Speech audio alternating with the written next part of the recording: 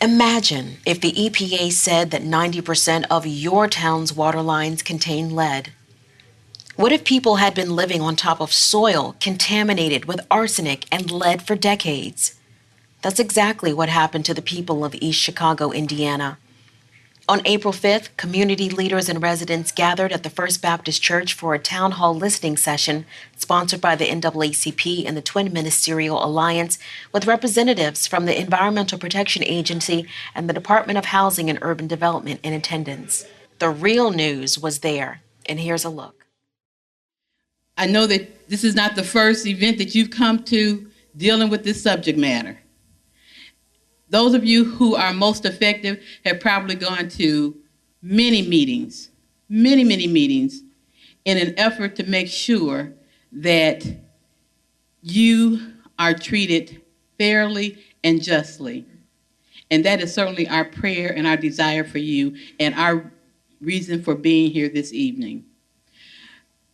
We wanted to hear from the residents who live in this Calumet area of East Chicago.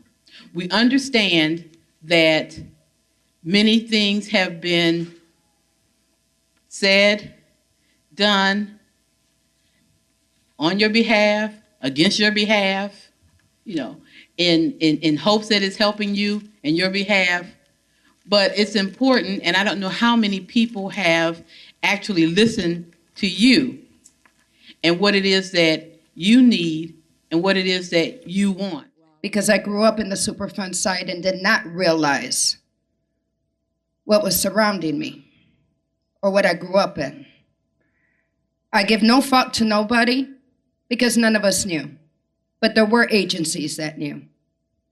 And many of us residents found out, and I want to acknowledge the residents that are involved with the community advisory group, recognized, of which I'm one of them, and it's known as East Chicago Calumet Coalition, here in the Superfund site.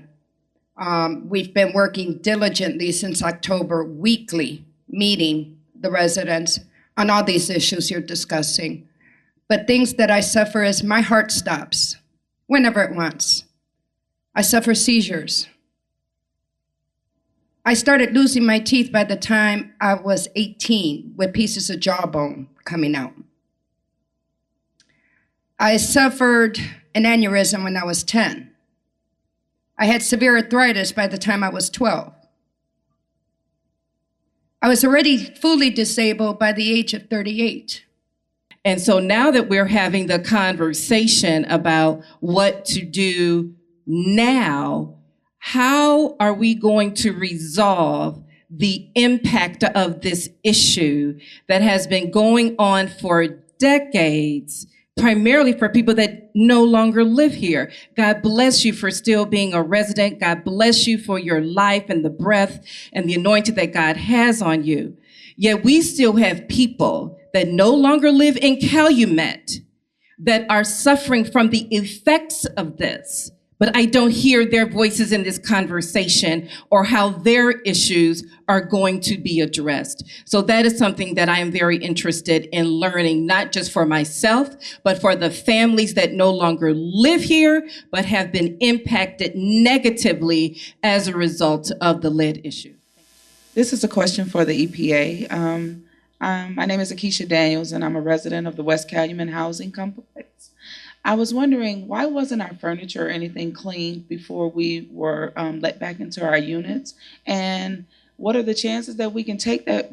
Well, we know we can't take the furniture with us, but what was the reason for it not being cleaned in the first place when you cleaned the houses or the units?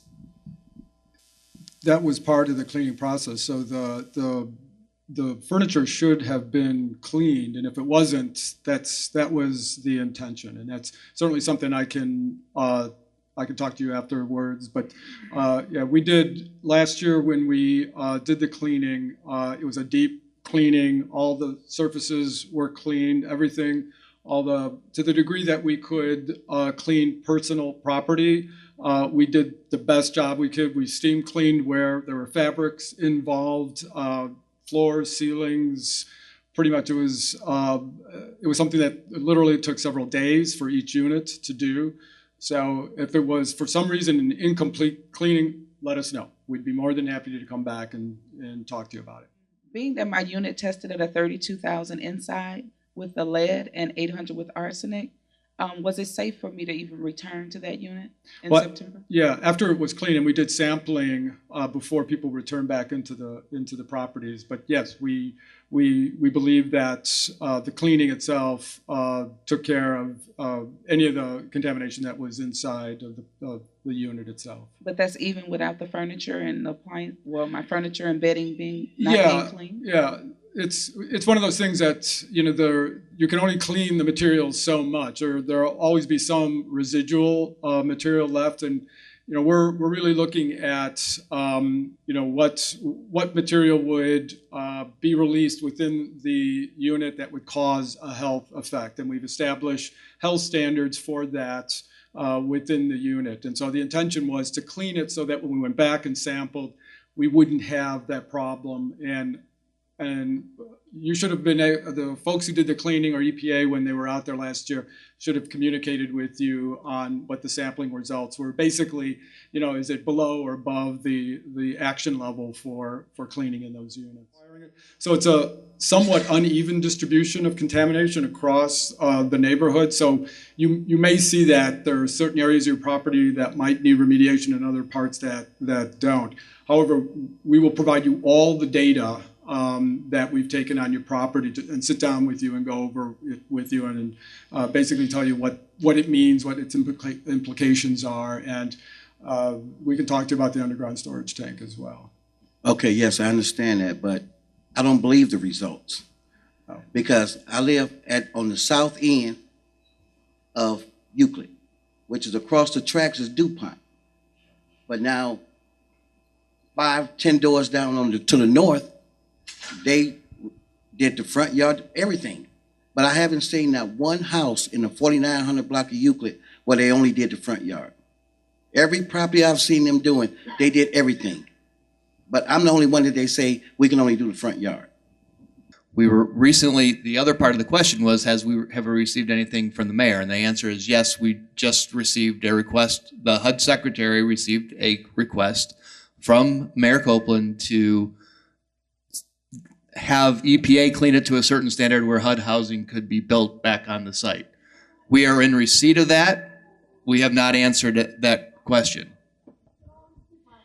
So, wait, please, let's be respectful and orderly. The question was, did we receive the request? And now what I'm saying is that yes, we received a request. We have not responded to it. Yes, how is it that you can put all those people out of their homes and say that you can clean it to a certain extent to rebuild for some more people to come and stay in there instead of, having the same people stay where they already were?